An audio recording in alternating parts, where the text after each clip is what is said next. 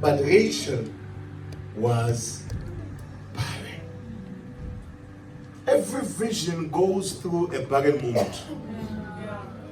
Oh, if you've never been in a barren moment, you will not understand what I'm talking about. Have you ever worked so hard and get nothing?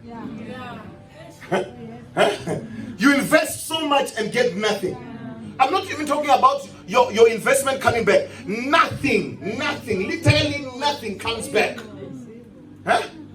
And you have sweat and blood, and you have made it work. You have presented that pitch, and they kept quiet and they said nothing. Watch. Rachel remained barren. But I want you to see something. Chapter 30. What did we read? Verse number 22 to 23. Thank you. Verse 22 to 23. Verse number 22. Then God remembered Rachel, and God listened to her and opened her womb. Stop there. And this is the thing I want to bring on to you. The only thing that made Jacob to stick with Rachel, okay?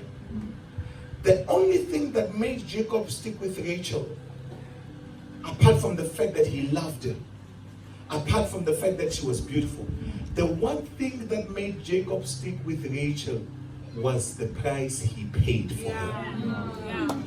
Amen. I cannot pay 14 years and mess it up all because she's not having children. Whether she has children or not, I paid too much. I cannot walk out of this relationship because I invested too much in this place for me just to walk out. There are some visions that the Lord is saying. Sometimes you are just about to give up. But before you give up, remember what you invested in there.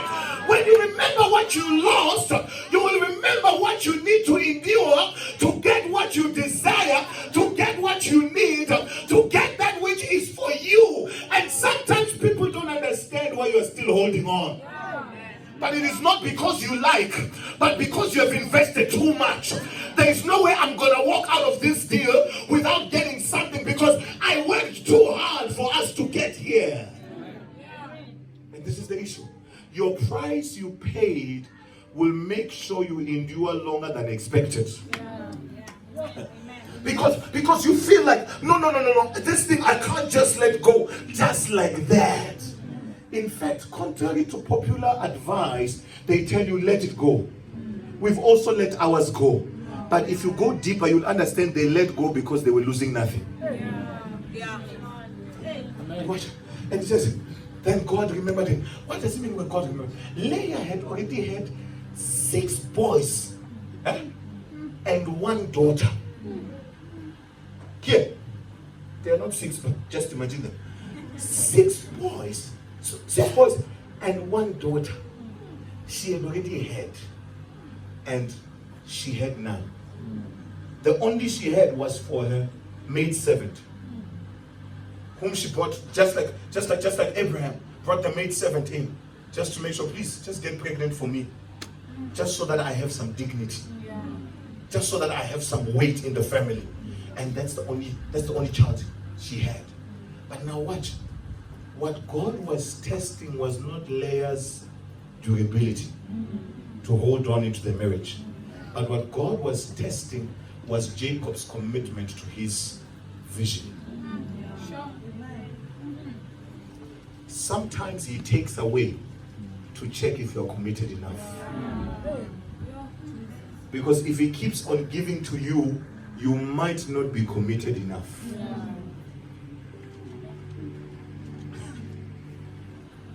Watch. Verse number 23. After God had remembered Rachel, God listened to her, and she conceived and bore a son and said, God has taken away my reproach. The question is, what does Isaiah have to do with Genesis? Thank you guys. Okay. What does Isaiah have to do with Genesis? No, Rachel, come back.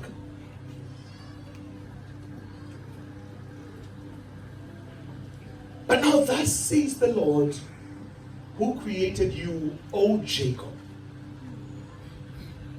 And the one who was waiting on Rachel to give birth was Jacob. Although God was referring to Israel as a nation here, Israel did not start outside of Jacob. It started with Jacob. And he said, and he who formed you, O Israel, fear not, for I have redeemed you. This is it. I have redeemed you. If you look at the word redeemed, you can replace it with the word I have purchased you. I have bought you at a price, like we read last week in Genesis, Galatians 3:13-14. I have purchased you at a price. Now, it says, fear not, for I have redeemed you. I have called you by your name. You are mine. Now, I want you to see what happens here. I'm coming back now. I cannot call you by your name before I redeem. You cannot walk into the garage and say you want to personalize this car that you love so much without paying the price. Amen. Now, which name is he talking about? He's talking about the name Israel. Remember, after he had redeemed, he changed the name to Israel.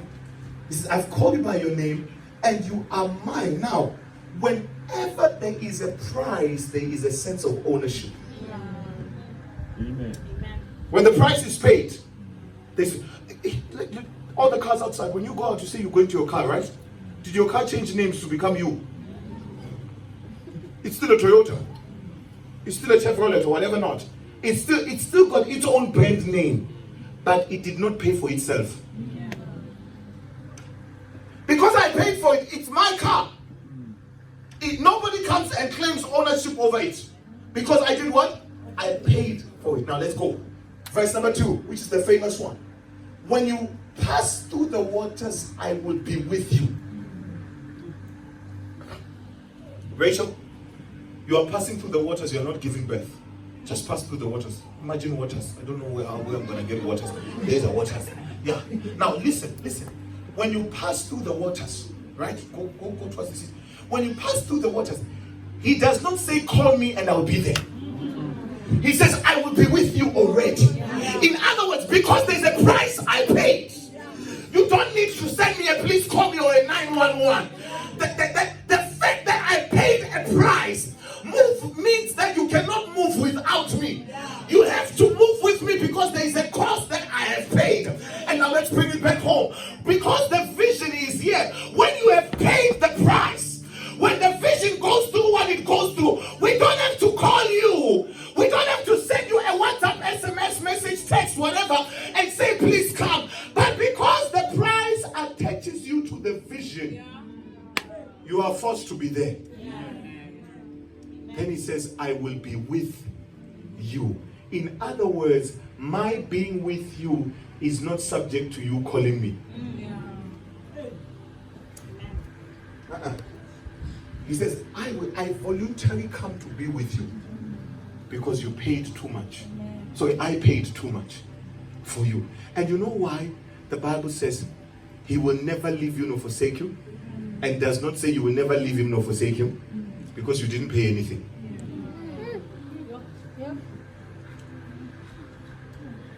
That's why he himself says, I will never leave you nor forsake you, because it is my blood that came out.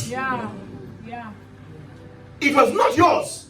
It was mine. Now, because mine came out, I don't have a choice. When you go through, I must go through with you. When something happens to you, it must happen to me as well. And then watch, the Bible says, and through the rivers they shall not overflow you. When you walk through the fire, you shall not be burned, nor shall the flames scorch you. Now, listen.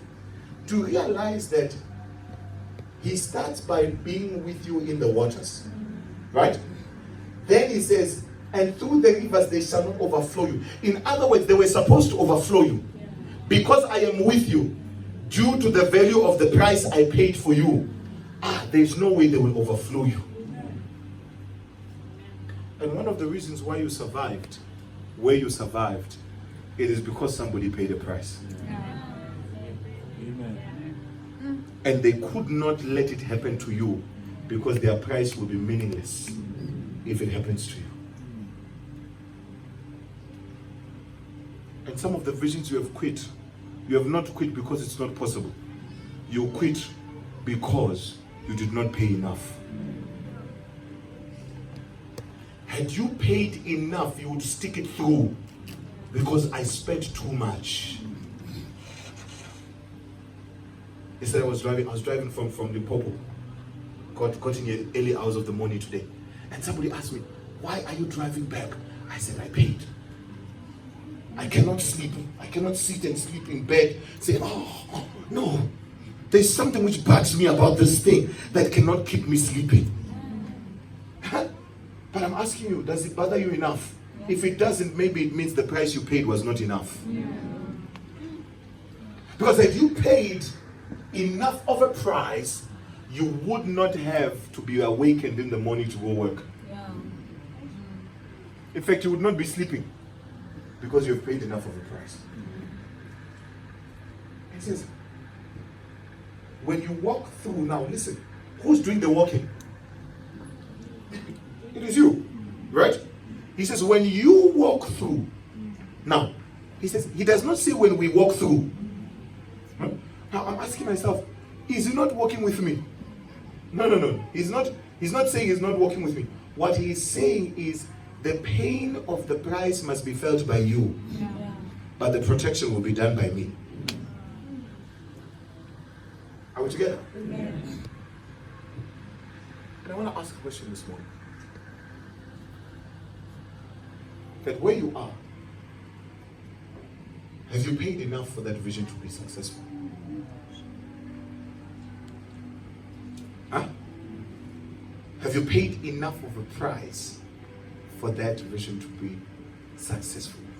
And I think the words that we quote, or that we put as the subject, sounds like the words that Jacob would say when Leah was not giving birth the first time around. Rather, when Rachel was not giving birth the first time around, he said, I'm going to go back because I paid too much. When Leah got a miscarriage along the way, he said, I'm going to go back because I paid too much. When Leah came back and the results were negative, he says, I'm going to go back because I paid too much. And some of the times, we walk away because we've never laid enough down.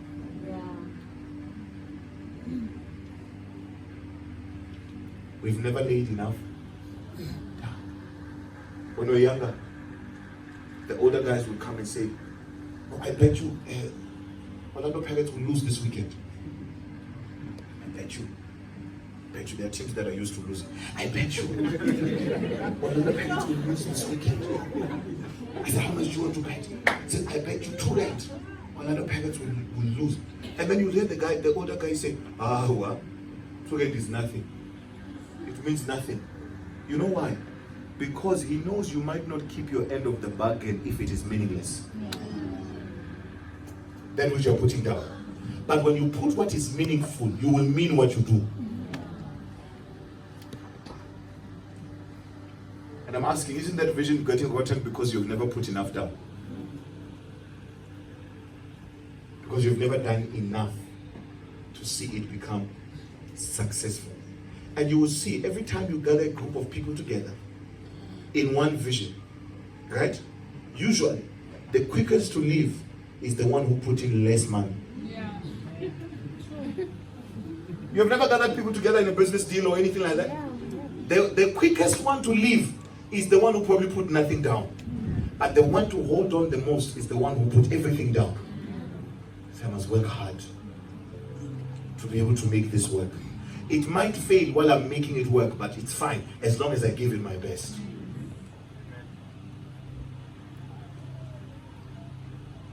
How much, and I'm not even talking about money, it can be time, it can be commitment, it can be anything.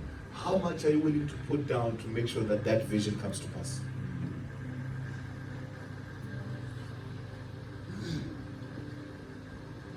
Are you willing to go another 7 years without enjoying what you already worked for? In fact, the 7 years had already paid for him, for her. But because I had not received, I continued another 7 years. Because I had not received. Let's bow our heads.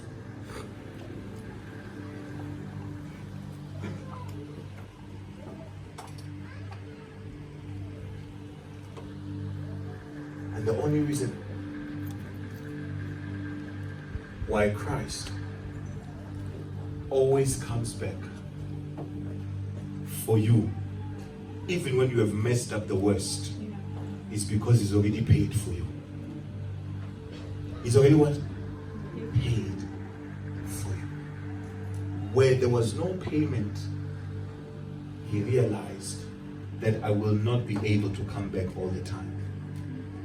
And some of the things, people don't get tired of us because they've already paid the price for us. And I want you to pray this morning that, Lord, help me to identify the price that I must pay for me to hold on to the vision and to the place where you have called me to. I might just be about to quit.